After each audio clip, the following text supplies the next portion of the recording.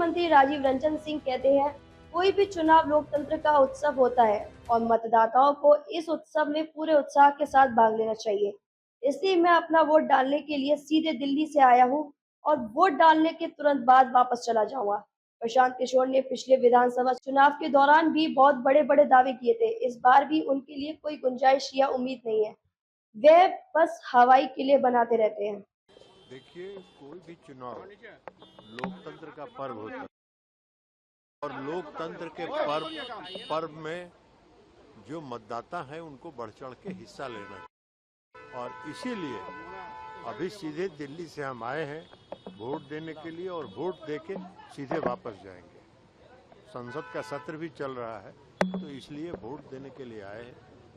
क्योंकि ये बहुत महत्वपूर्ण है, अपने मत का प्रयोग करना लोकतंत्र के लिए बहुत आवश्यक है। प्रशांत किशोर भी मैदान में, कोई चैलेंज है सर आप लोग के लिए? कोई चुनौती नहीं। प्रशांत किशोर पिछले विधानसभा के आम चुनाव में भी बहुत तीर मार रहे थे। इस बार भी कोई उनकी संभावना और उम्मीद नहीं है। वो मुंगेरी लाल का हसीन सपना देखते रहते हैं।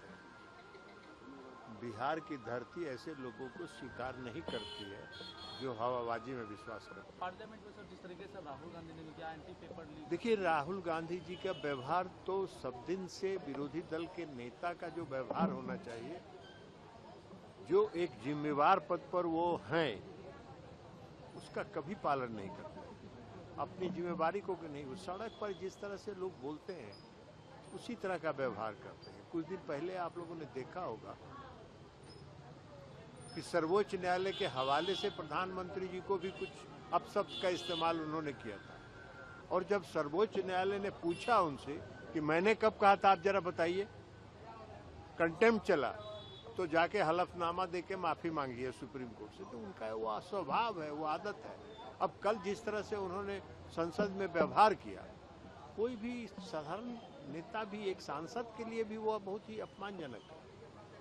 असंसदीय भाषा का इस्तेमाल करना, जिस तथ्य में कोई सच्चाई नहीं है, सरासर झूठ जिसको आप कह सकते हैं, वो सरासर झूठ बोलना और उस पर अड़े रहना, ये तो बहुत खतरनाक है लोकतंत्र के लिए। और इसीलिए आप देख रहे हैं कि कांग्रेस पार्टी से कुड़ते जा रही है।